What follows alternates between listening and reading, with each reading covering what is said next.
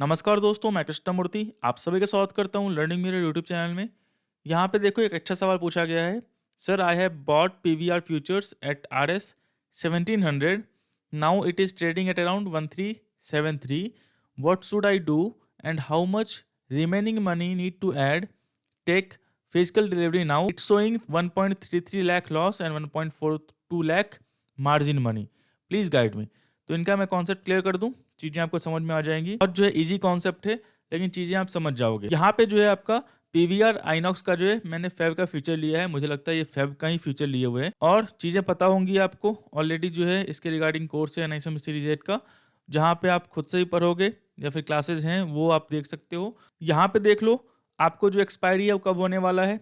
सबको पता है expiry last Thursday of the month होता है स्टॉक्स में।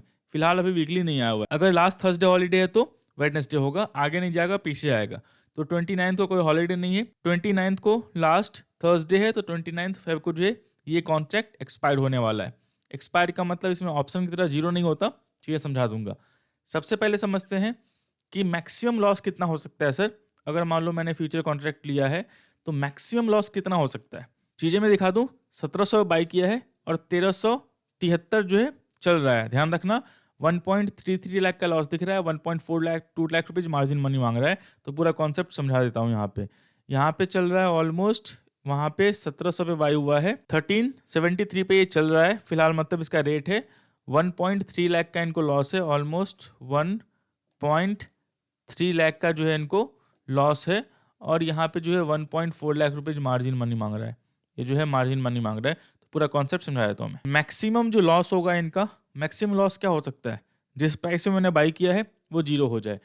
तो सर कितना होने वाला है, सबसे पहले समझते हैं लॉट कितने का है। यहाँ पे है लॉट आपका 407 का और इन्होंने बाई किया है 1700 पे। कितना टोटल अमाउंट कितना हो रहा है, 6,91,900। जो मैक्सिमम लॉस होगा इनका, जो ऐसा होता नहीं कि कोई फ्यूचर पोजीशन जीरो हो जाए 1 महीने में 3 महीने में, क्योंकि फ्यूचर स्टॉक्स के फंडामेंटल स्ट्रांग रहते हैं। तो मान लो अगर कोई वर्स्ट कंडीशन सोच रहा है कितना लॉस होगा, तो जितना आपने पे किया है उतना लॉस हो सकता है।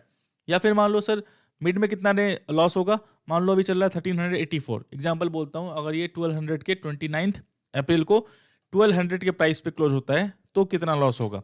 सिंपल सी बात है, जो लॉट साइज है आपका, कितने में बाई किया था 1700 पे, एक्सपायरी सेटलमेंट कितना हुआ है 1200 पे, कितना है 500 इंटू लॉट साइज कितना है अपना 407।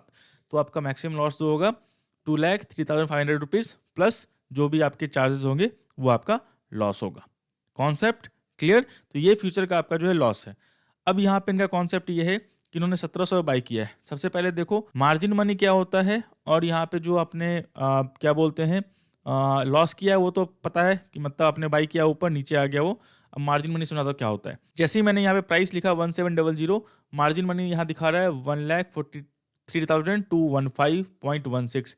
इसका मतलब क्या हुआ, आपको इस कॉन्ट्रैक्ट में एंट्री करने के लिए 1,43,215 रुपीज 16 पैसे पहले डिपॉजिट करने पड़ेंगे। अगर आपके पास उतना अमाउंट है तो इस कॉन्ट्रैक्ट में आप एंटर कर सकते हो, अगर नहीं है तो आप एंटर नहीं कर सकते। तो मार्जिन मनी का कॉन्सेप्ट जो है ये हुआ कि आपको इतना अमाउंट होना चाहिए इस कॉन्ट्रैक्ट में। अगर मान लो आप बाई करते हो तो बाई करने के लिए भी 1,43,215 रुपीज 0.16 पैसे आपको होने चाहिए इस कॉन्ट्रैक्ट में एंट्री करने के लिए।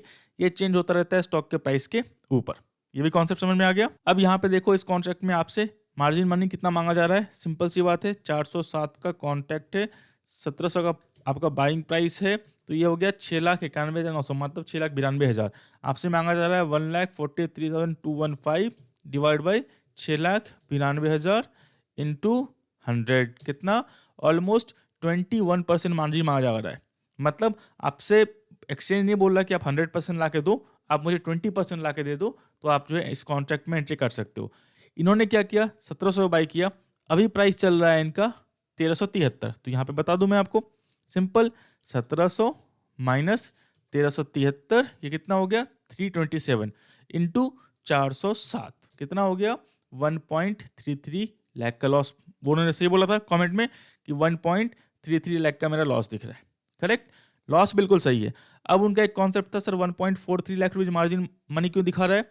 ये मार्जिन मनी ये है कि कॉन्ट्रैक्ट में एंट्री करने के लिए, इसका लॉस से कोई लेना देना नहीं है। आपने ऑलरेडी ये मार्जिन मनी पे करके कॉन्ट्रैक्ट में एंट्री कर चुके हो, तभी आपका लॉस हुआ है। अगर मान लो आपने 100 स्टॉक्स बाई किए होते तो कितना होता? 1700 माइनस 1373 और इसको 100 से मल्टीप्लाई कर दो, 32,700 का लॉस होता। लेकिन आपने फ्यूचर बाय किया है। फ्यूचर में क्या होता है, 1 रुपीज़ के मूवमेंट पे आपका 407 रुपये का प्रॉफिट होगा, 407 रुपये का लॉस होगा, क्योंकि लॉट साइज इसमें चेंज नहीं कर सकते आप, लॉट साइज फिक्स है। तो इसीलिए आपका 1700 माइनस 1373 को आप 407 से मल्टीप्लाई कर दो, तो कितना हो गया? 1,33,000 का लॉस हो रहा है। तो ये कॉन्सेप्ट समझ गए, मार्जिन मनी समझ गए। मार्जिन मनी से लेना है नहीं इनको, इन्होंने ओपन किया होगा फ्यूचर कॉन्ट्रैक्ट, तो इन्होंने देखा होगा मार्जिन मनी है ऐसा।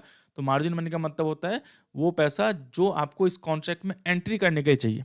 एंट्री करने के बाद प्राइस नीचे आ गया तो मार्जिन मनी आप मेंटेन करते रहो, कि मतलब जो आपका लॉस है वो आपको मेंटेन करना है। इसीलिए आपसे ब्रोकर जो है वो पैसा मांग रहा है कि वो पैसा जो है आप फंड में रखो। अगर नहीं रखते हो तो ये जो 1.33 लाख रुपीस का लॉस हुआ है, इस पर भी आपको पेनल्टी लगेगी, चार्जेस के अलग है। तो ये जो है लिखा हुआ चला आएगा जब भी आप स्क्वायर ऑफ करोगे या फिर आपको डेली डेली आता होगा। अब ये बोल रहे हैं सर मुझे डिलीवरी लेना है इस कॉन्ट्रैक्ट का, तो मुझे कितना पैसा जो है रखना पड़ेगा। अगर आपको डिलीवरी लेनी है तो सिंपल कॉन्सेप्ट है, अभी आप नहीं ले सकते। मैंने क्या बताया था, एक्सपायरी आपका कब है, तो 29 को डिलीवरी आएगी। अभी आप बीच में जो है, क्योंकि यूरोपियन सेटलमेंट होता है हम सबका फ्यूचर एंड ऑप्शंस, तो जो भी आपका डिलीवरी होगा, सेटलमेंट होगा, वो एक्सपायरी के दिन होगा, मतलब लास्ट थर्सडे को होगा, 29 फेब को होगा। आप जो है 5 वर्किंग डे पहले जो है अपने ब्रोकर को मेल कर देना कि मुझे इस शेयर्स का डिलीवरी लेना है, तो ब्रोकर आपको बोलेगा मार्जिन मेंटेन करने के लिए, मतलब फंड्स में पैसे ऐड करने के लिए। तो अब फंड्स में पैसे कितने ऐड करने हैं, तो यहाँ भी वो मैं दिखा दूँ आपको। सिंपल समझो कि आपको फंड्स में कितने मैक्सिमम पैसे ऐड करने पड़ेंगे इस शेयर्स को डिलीवरी में लेने के लिए। कितना का लॉट साइज है? 407। कितने में बाई किया आपने? 1700। तो आप 6,92,000 के आसपास प्लस, मतलब मान लो 7 लाख के आसपास अपने फंड में पैसे रखो तो हो जाएगा। मतलब 10,000 रुपये में चार्ज मान रहा हूँ कि आपने जो है कोई चार्ज पे किया होगा जो एक्स्ट्रा लगेगा, तो आप जो है ऑलमोस्ट 7 लाख रुपीज़ के आसपास अपने फंड्स में रखो। और ब्रोकर को अपने एक्सपायरी से 4-5 वर्किंग डे पहले बोल दो कि मुझे इस शेयर्स का डिलीवरी लेना है, तो वो क्या करेगा, आपके फंड्स में से पैसे निकाल लेगा। शेयर्स जो है आपको एक्सपायरी के बाद आपके डीमेट अकाउंट में चले आएंगे। तो सिंपल कॉन्सेप्ट है। अगर मान लो आपका स्टॉक का प्राइस और नीचे आता है तो आपको लॉस बेयर करना पड़ेगा, कोई दूसरा ऑप्शन नहीं है। बीच में आप डिलीवरी नहीं ले सकते। डिलीवरी लेके भी क्या करोगे, डिलीवरी में भी लोगे तो भी आपका स्टॉक का प्राइस नीचे आएगा, तो 407 क्वांटिटी आने वाले हैं, तो वहाँ भी लॉस दिखाने वाला है। तो फ्यूचर्स ही में रखो कि मान लो प्राइस ऊपर जाता है तो आप इसको सेल कर सकते हो, क्योंकि जो डिलीवरी होती है फ्यूचर्स की वो होती है at the end of the expiry. तो सिंपल है, एक्सपायरी के दिन ही होगा आपका, उससे पहले आप नहीं ले सकते डिलीवरी, क्योंकि अपना यूरोपियन कॉन्ट्रैक्ट है। अमेरिकन कॉन्ट्रैक्ट में जो है आप जो है कभी भी ले सकते हो, लेकिन वो इंडिया में अलाउड नहीं है फिलहाल अभी। तो सिंपल कॉन्सेप्ट है, चीज़ें आपको समझ में आ गई होंगी। 1.4 लाख रुपीज़ आपके लिए नहीं है, 1.4 लाख रुपीज़ आप ऑलरेडी आपने पे कर दिया, तभी आपने स्टॉक बाई किया था, मतलब फ्यूचर बाई किया था, और यहाँ पे आपको लॉस दिख रहा है। कोशिश करें अगर आपको डिलीवरी लेनी है तो जो आपको लॉस दिख रहा है ना, वो आप पे करते रहे। और मैं फिर से बोलता हूँ, लोन वोन लेके आप चीज़ें ना करें तो ज़्यादा अच्छा रहेगा। सिंपल सी बात है कि लॉस रिकवर करने के लिए या फिर मान लो लॉस को पे करने के लिए आप लोन कहीं और से ले रहे हो तो वर्कआउट नहीं कर पाएगा, क्योंकि ये स्ट्रेस वाला काम है। चीज़ें और बुरी होती जाएंगी, क्योंकि मार्केट अभी डाउन था, कुछ दिन पहले फिर से अभी बूस्टअप हुआ है। क्या पता, अभी इलेक्शन का सिनेरियो है, अभी मार्केट मान लो 10% 15% करेक्ट हो गया निफ्टी आपका, ये स्टॉक कम से कम 40-50% करेक्ट होगा।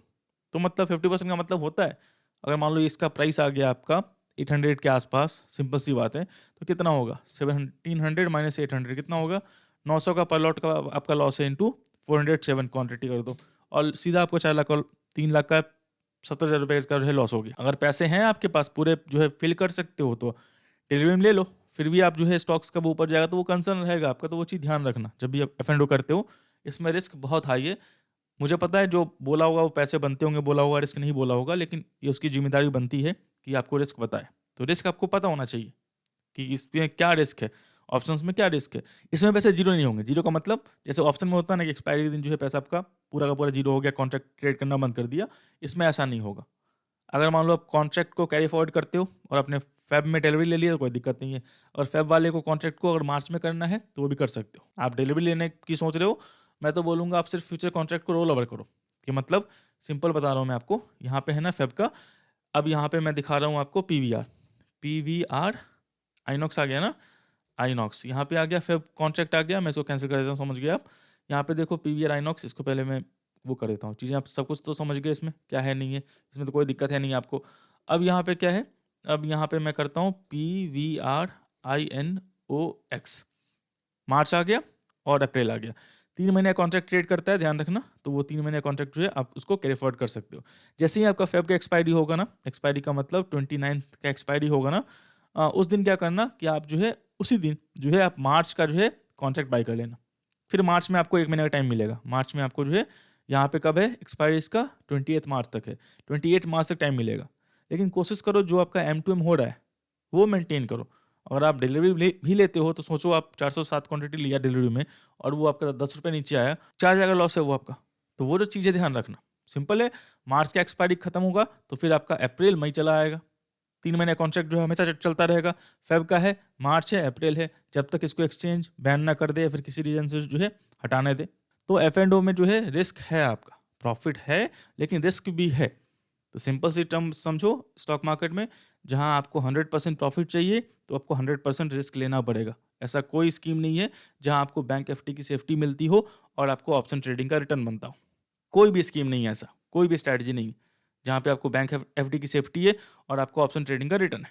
ऑप्शन ट्रेडिंग का रिटर्न चाहिए, ऑप्शन ट्रेडिंग की रिस्क लेना पड़ेगा, मतलब कैपिटल ज़ीरो। अगर आपको बैंक एफडी का सेफ्टी चाहिए तो बैंक एफडी का रिटर्न रिटर्न मिलेगा 1%, 2%, 5%।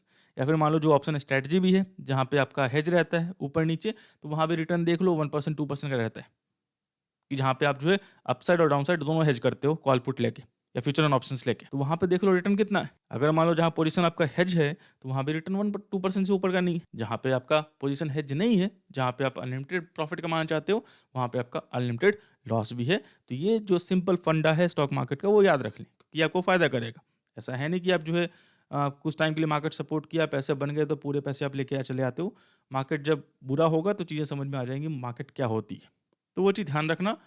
लोन वाले पैसे या फिर मान लो माँग के पैसे या फिर कुछ दिन के लिए पैसे, ये सब मतलब अपना एक्स्ट्रा सरप्लस मनी है, फैमिली अच्छे से चला रहे हो, उसके अलावा कुछ है कि मतलब वो लॉस भी हो गया तो दिक्कत नहीं है, तो आप ला सकते हो, नहीं तो ये सब काम ना करें, सिंपल सी बात है। तो ये चीज़ ध्यान रखना, कोशिश करो कि चीज़ें सिस्टमैटिक वे में करो, ज़्यादा सही रहेगा, वो ज़्यादा अच्छा रहेगा। बाकी मैंने आपको एक्सप्लेन कर दिया है, क्या चाहिए, क्या नहीं चाहिए आपको, तो वो चीज़ ध्यान रखना।